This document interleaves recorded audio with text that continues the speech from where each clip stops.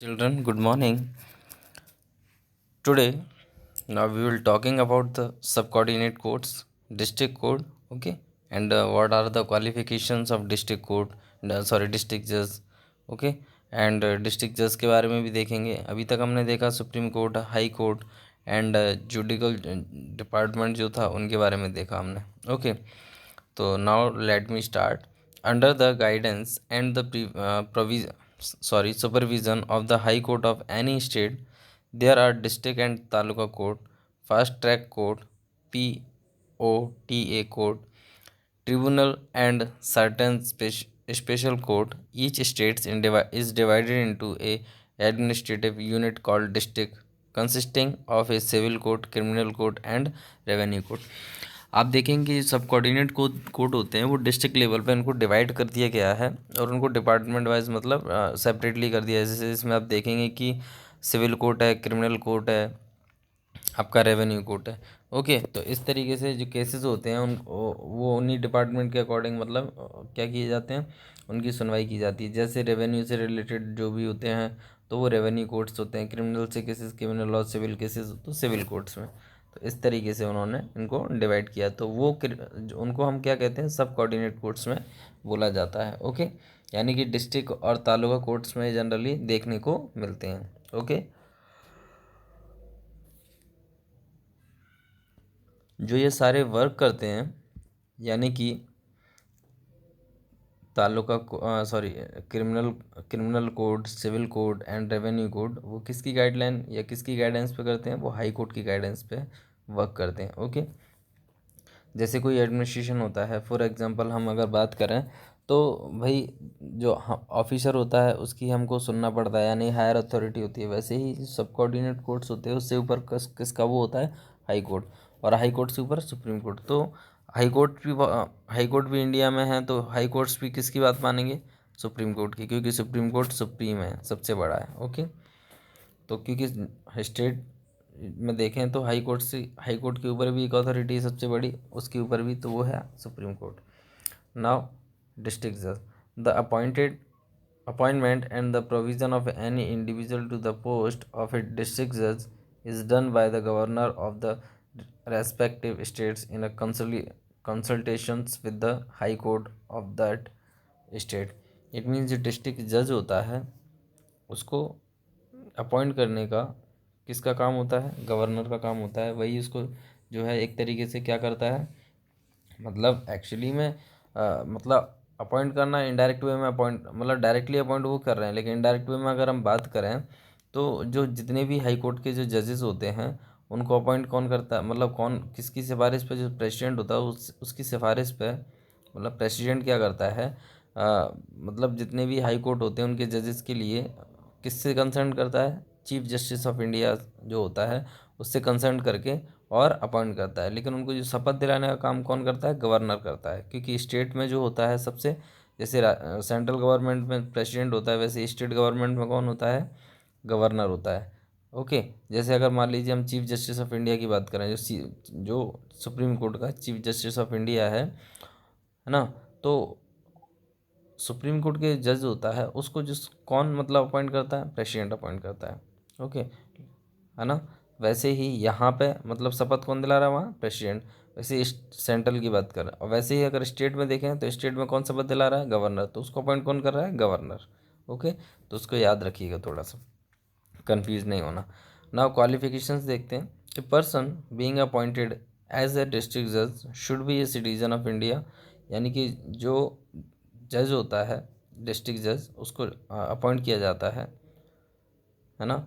तो कौन करता है उसको अपॉइंट, उसको अपॉइंट करता है, सॉरी फॉर दैट मिस्टेक, मतलब आपको मैंने हाई कोर्ट के जज के बारे में बताया. हाई कोर्ट का जो जज होता है उसके लिए कौन करता है अपॉइंट, प्रेसिडेंट अपॉइंट किया जाता है. लेकिन जो डिस्ट्रिक्ट कोर्ट के जजेस होते हैं उनको अपॉइंट कौन करता है, गवर्नर करता है. याद रखिएगा थोड़ा सा, किसकी सिफारिश पे वो किया जाते हैं. जैसे मान लीजिए सिफारिश नहीं, मतलब इनको जो प्लेस दिलाता है वो कौन दिलाता है, गवर्नर दिलाता है. ओके, थोड़ा सा इसको करेक्ट कर लीजिएगा, मैंने आपको हाई कोर्ट का जो जज होता है उसके बारे में उनके बता दिया. नाउ इसकी क्वालिफिकेशन देखते हैं. A person being appointed as a district जज should be citizen of India, यानी कि वो जो डिस्ट्रिक्ट जज होता है वो उसकी क्वालिफ़िकेशन, उसको बनने के लिए, उसकी क्वालिफ़िकेशन के लिए, या कह सकते हैं कि उसकी क्वालिफ़िकेशन होना चाहिए वो इंडियन सिटीजन होना चाहिए first.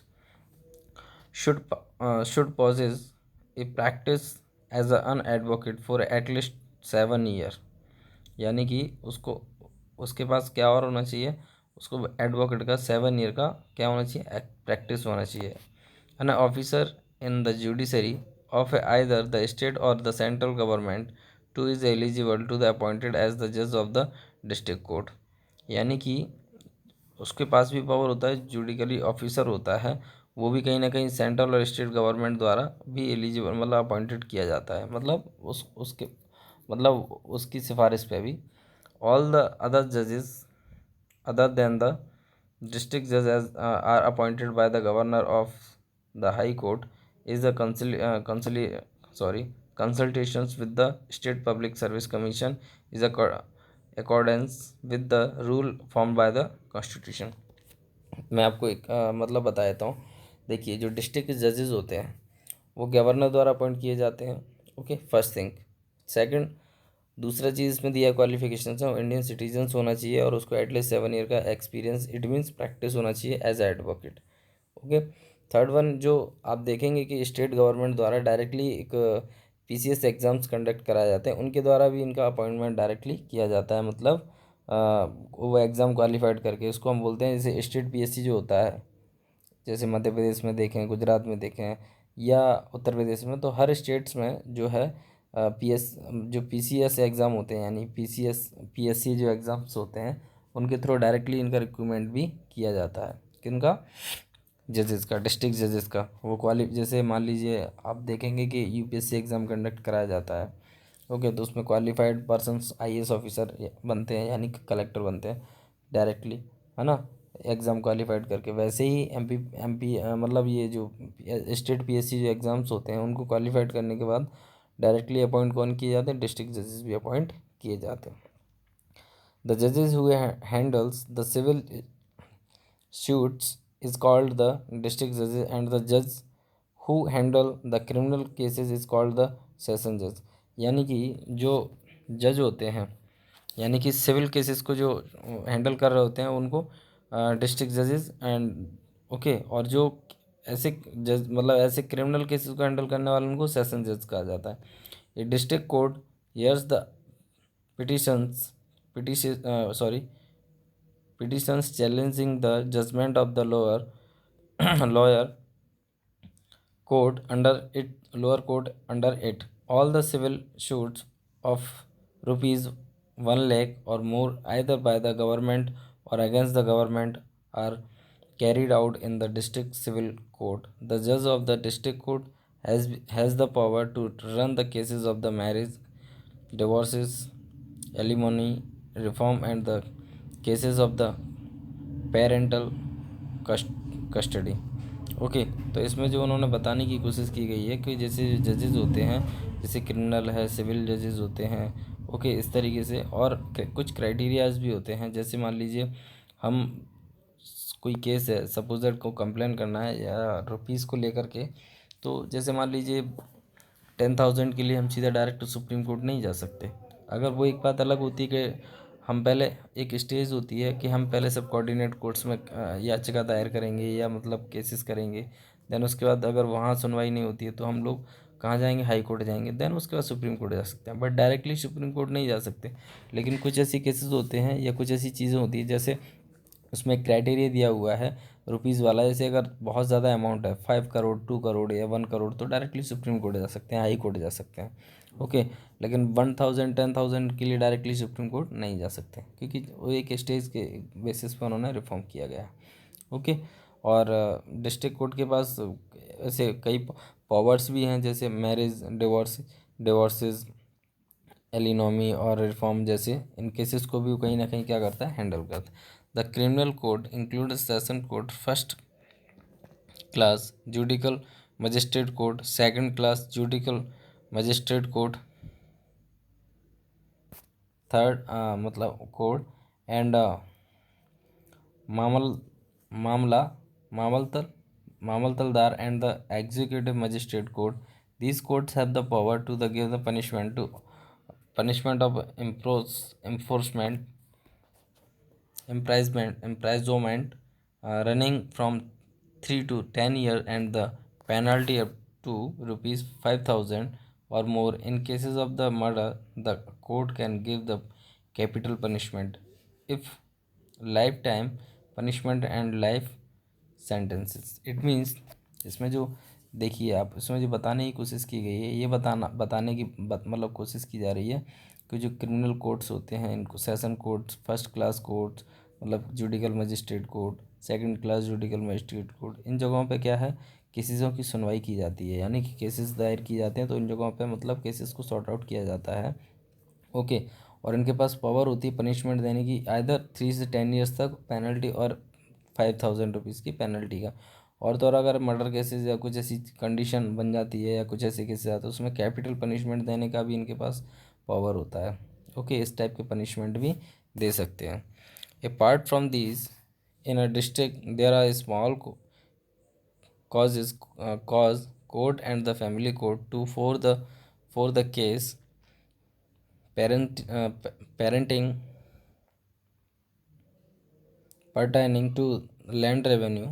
There is a revenue court and for the disputes of the laborers there is a labor court along with others tribunals. As per the example of tribunal or for compensative setting vehicles accident for the production of servicing or other right of the teachers and the professors, there is a Gujarati Education Organization Service Tribunal for the recovering debates for the protection of the consumer right protection form.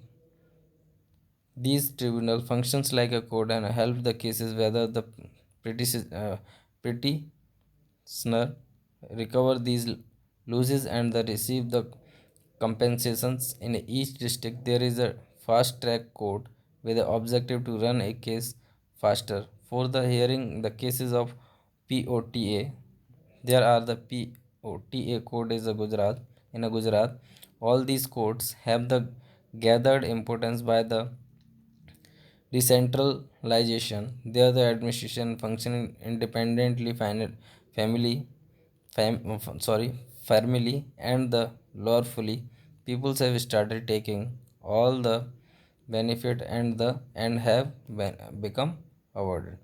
Okay, तो इसमें जो बताया है उन्होंने ये बताने की कोशिश की गई है कि जो कोर्ट्स होते हैं मतलब जो सुनवाई की जाती है कुछ कंज्यूमर राइट्स को लेके, कभी कभी आप देखेंगे कि कंज्यूमर राइट्स जो होते हैं, जैसे एक कोपरा, एक वर्ड सुना हो आपने, कोपरा यानी कि सी कंज्यूमर, पी मतलब प्रोटेक्शन, ओ मतलब कंज्यूमर प्रोटेक्शन, कोपरा, इसको कंज्यूमर प्रोटेक्शन एक्ट बोला जाता है। 1986 में इसको इम्प्लीमेंट किया गया था फॉर द कंज्यूमर राइट्स, जिसको मतलब कंज्यूमर्स होते हैं उनका एक्सप्लॉयटेशन होता है उसके लिए इसको।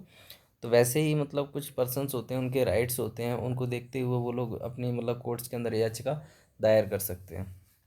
ओके, मतलब अगर उनको लगता है या कुछ ऐसा उनके साथ अनजस्टिस हो रहा है तो उनके इसमें पिटिशंस दायर भी की जाती हैं। और गुजरात में जो है एक तरीके जो आप देख सकते हैं POTA कोर्ट्स होता है।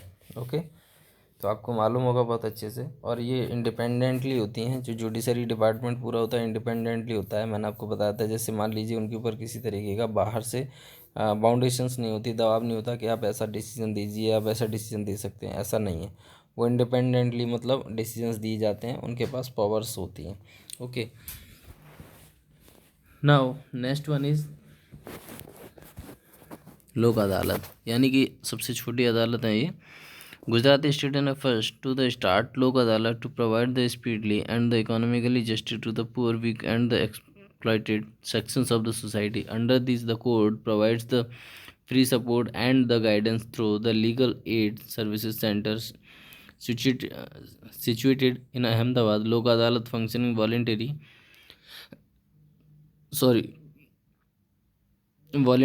even on Saturday and the holiday at the district and the taluka headquarters as per the convenience of the petitioner.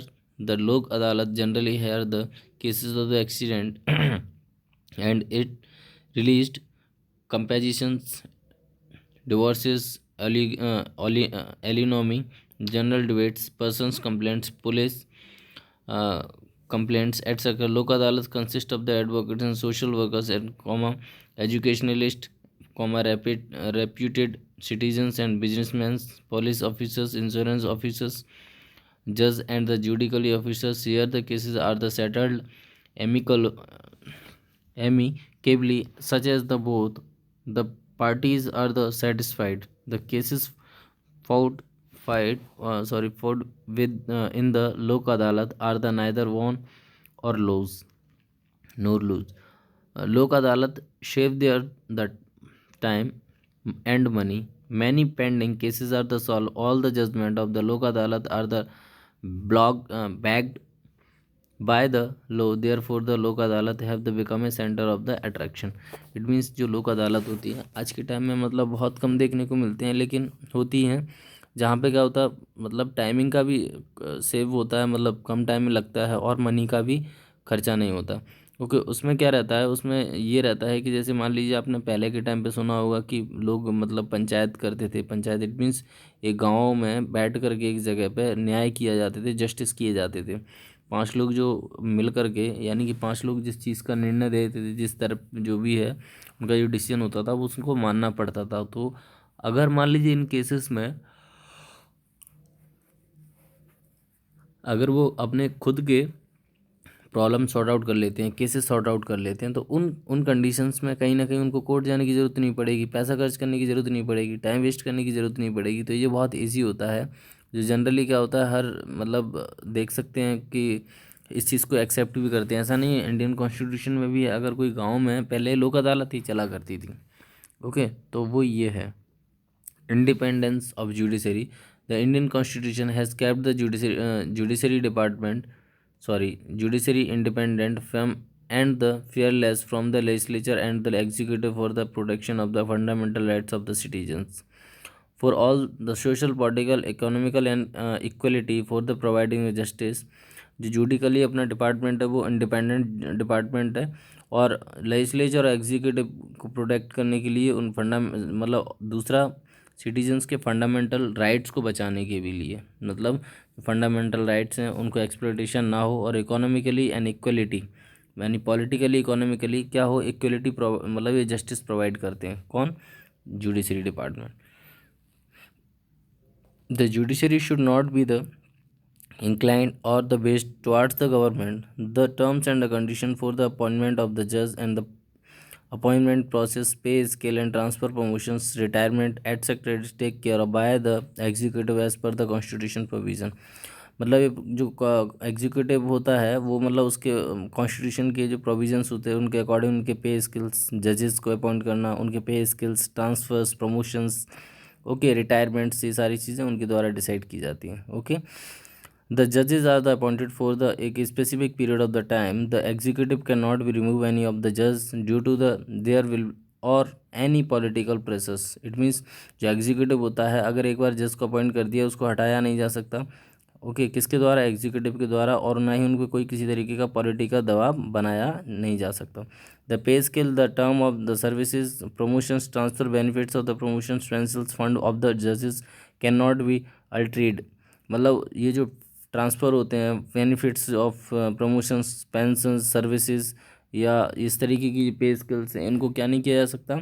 Alternate नहीं किया जा सकता. During the term of services of the जजेस any of their behaviour of the judgement can not be the disguised और the discussed or critically reviewed in the parliament or the legislature assembly. मतलब किसी तरीके से कोई भी अगर मान लीजिए किसी जज द्वारा या स्टेटमेंट दिया जाता है या फिर पनिशमेंट दिया जाता है या डिसीजन दिया जाता है, उसको किसी तरीके से या जज का किसी तरीके से कोई भी जो मतलब केसेस है उनको पार्लियामेंट में उठाया नहीं जा सकता, उनके खिलाफ आवाज़ नहीं उठाई जा सकती या उनके बारे में बात नहीं की जा सकती.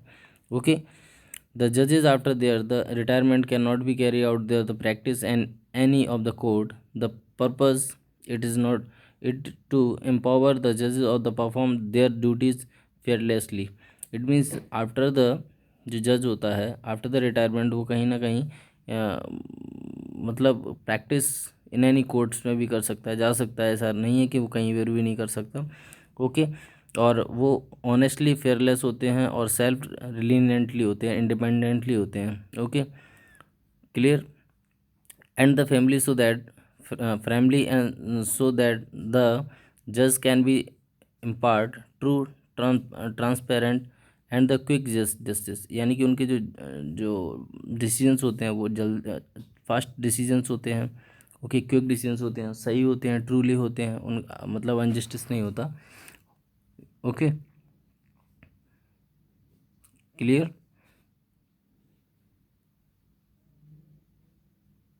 The Indian Constitution has given the judiciary in independent, impartial, and the uniform places. The cases of the public welfare and the questions of the public welfare or the important problems uh, but pertaining to the public welfare can be the written or the simple postcard or an ordinary letter to the Supreme Court. It means जो problems होती हैं publicly, ये जो justice किए जाते हैं या judiciary department है, जनरली आप देखेंगे ताकि गवर्नमेंट या कोई पर्सन है किसी पर्सन का एक्सप्लोइटेशन ना करे। ओके, या कोई रिचेस्ट पर्सन है और पुअर पर्सन का कोई एक्सप्लोइटेशन ना करे। इन सारी चीज़ों को देखते हुए उन्होंने क्या है, जुडिशरी डिपार्टमेंट का और मतलब जुडिशरी डिपार्टमेंट को फाउंड किया, बनाया, और वही सारी चीज़ों को क्या करता है, जुडिशरी डिपार्टमेंट जस्टिस करता है। ओके, और हर क्वेश्चन का हर मतलब जुडिशल डिपार्टमेंट सुप्रीम कोर्ट सबसे सुप्रीम कोर्ट है। In the post of the supreme court has the treated such as the matter and petitions and has given the treat sitting judgement. This has proved the